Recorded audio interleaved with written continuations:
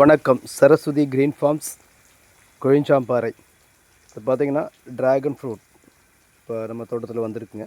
ஒரு அருமையான ஒரு ஃப்ரூட்ஸு, கள்ளி வகை சேர்ந்தது. பாருங்கள், பூ வந்திருக்கு பக்கத்தாலேயே.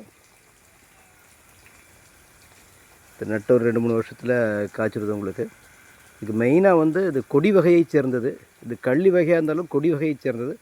இதுக்கு இது மாதிரி ஒரு கல்லுக்கால் நெட்டி உங்களுக்கு மேலே டயர் இது மாதிரி ஏதாவது ஒன்று போட்டு விட்டுறலாம். உங்களுக்கு கம்பி போட்டு கட்டிட்டோம்னா அது அப்படியே படர்ந்து காய்க்குது உங்களுக்கு.